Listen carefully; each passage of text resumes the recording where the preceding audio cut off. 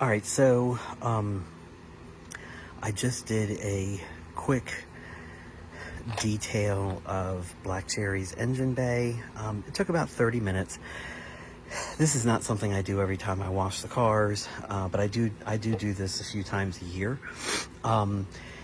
It's actually very simple. I just use this stuff. I get it at Walmart. It's like $5 or something. This is really good stuff.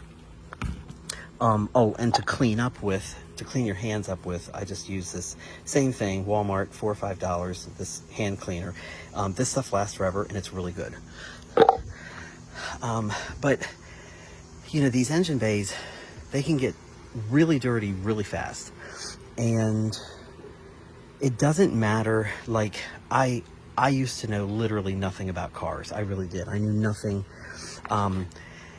And then, you know, I finally got to the point where I just realized I needed to start knowing. I needed to start understanding how some of these things work, so that if something breaks, I can either fix it myself, or if it, at the very least, I can try and diagnose it myself. So if I have to take it to a mechanic, I'm already educated about what may need to be done, because mechanics will gouge you if they think you're stupid. They'll gouge you. They'll tell you you need a bunch of things you don't need. So the more you know about your car up front, and the way it behaves, and all of that, the better off you are. And again, this is not something, you know, you don't have to become an expert, but basic maintenance is actually, it's pretty easy and straightforward. And I've come to enjoy it because I know that I am getting to know the cars better, and I'm understanding how they work better. So, and you know, learning something new is never a bad thing. So like, you know, I just wiped everything down. It's not perfect, but it's pretty freaking clean. One of the reasons I do this is because in the process, I'll notice little things, such as earlier today when I was doing this, I noticed there was a bunch of water down there around the bottom of the battery plate. And I was like, why is there water down there? There shouldn't be. What happened is over here, there's a little, I'm trying to like point to it, it's right there. There's a little drainage hole up here, right there. So when water comes down off the windshield, it drains down. Well, this hole, there's supposed to be a little rubber hose that's attached to it, and that sends the water straight down basically to the ground. It routes it down through the fender down into the ground. The little connector, the little rubber hose, had become disconnected from the little hole.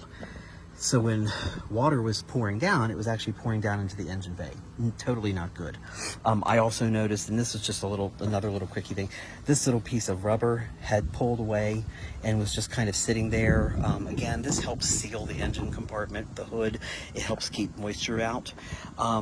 You know, I wouldn't have noticed it if I hadn't popped the hood. So it's just little things like that. These are the strut towers. These are the things that I replaced on Werner last week, the struts. That's where they are. Of course, you got your battery, you've got your coolant. This, I believe, is the power steering. This is the power steering fluid here. Of course, your oil. Back there is where you check your oil level and your automatic transmission fluid level. Mercedes, actually all new cars, they have things on the dashboard that tell you, so they no longer come with dipsticks. So I actually bought a dipstick to check the automatic transmission fluid myself, because poor little Cherry over there, she leaks ATF, so I have to check her every now and then. You know, your washer fluid, this is your ABS system right there with all these little lines. This is your ABS. That's your brake fluid right there. This is your fuse box. This is all basic stuff.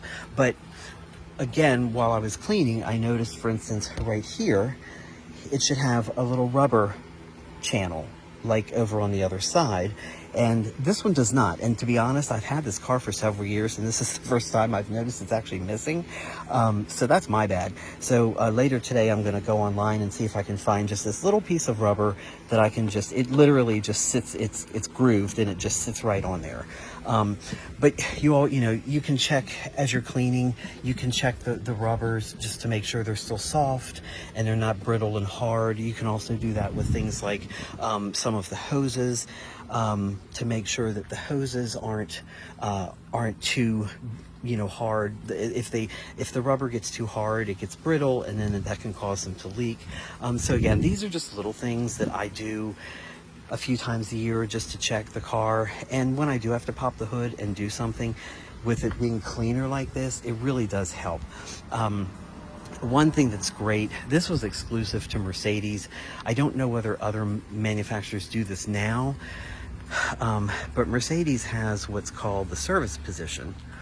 And they did this on many of their cars, not all, but if you can actually raise the hood up almost 90 degrees, which is wonderful if you are a mechanic and you're actually under the hood trying to work on the car. There's absolutely no obstruction whatsoever. It's wonderful. So for that reason alone, mechanics kind of like the older Mercedes. But this is something that anybody can do, just this basic cleaning and just checking. Just in general, you know what clean is and you know what dirty is. So if you just gently, spray some of this stuff down there, if you spray it on, I use those red shop towels you can buy, at Walmart. They're really inexpensive. Don't ever try and wash them. I learned that the hard way. Use them when they're dirty, throw them away. They're cheap enough, just toss them like paper towels.